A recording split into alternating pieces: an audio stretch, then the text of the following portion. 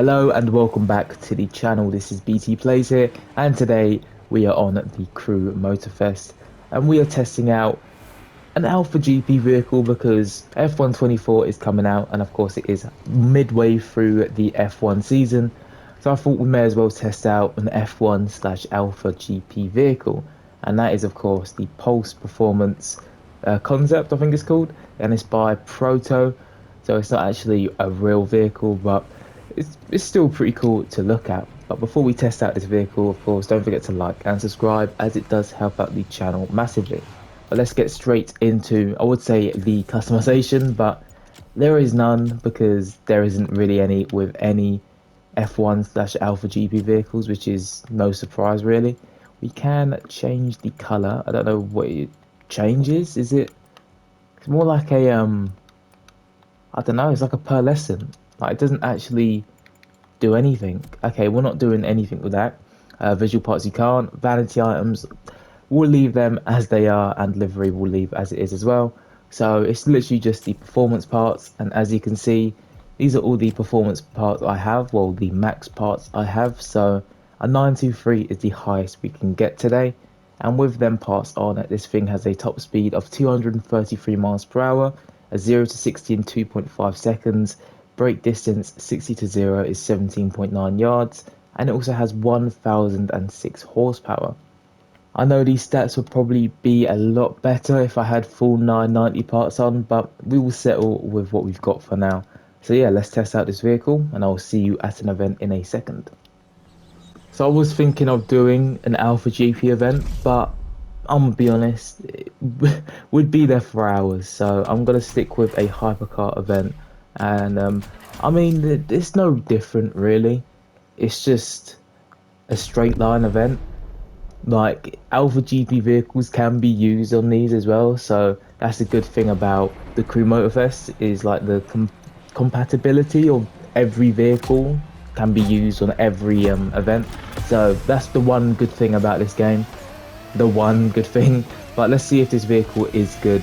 Obviously not with full parts on, but it should be pretty good. And yeah, this thing is very fast right now. Thank you very much, Lauren, I really appreciate that. But yeah, we are off. Even like, what, max speed is 233, I think it was, or was it 250? I don't know, but we are doing more than that, so it can't be 233. The handling obviously isn't great, so maybe this event was a poor choice, but we're still keeping up here. And yeah, this thing is so quick. Wow. I think I've tested out the RB12 or 13, whichever one it was, and that was okay. I think it wasn't that great. Here we go. Okay, not bad. The brakes obviously have to be good because it is an Alpha GP vehicle, so brakes are on point there.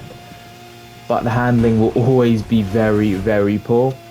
I don't know, for Alpha GP events, this vehicle could be pretty good. Obviously, the circuits are more just round, and there's only like one circuit on this game, so it's pretty easy to learn the map or learn the track.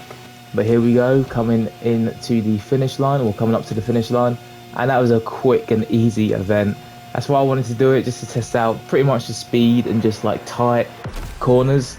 And it did very, very well, I can't lie. I don't know how much this thing costs actually. I think it is around, I want to say $1 million. I want to say $1 million, but I'm not too sure. I think it's $1 million crew bucks. But yeah, $1 million crew bucks. And as you saw, that vehicle, or this vehicle, is very, very quick, even for hypercar events. If you do want to switch up, because I do sometimes, I use touring cars and Alpha GP vehicles on hypercar events, just because I don't like the layout of the touring car and Alpha GP events in this game.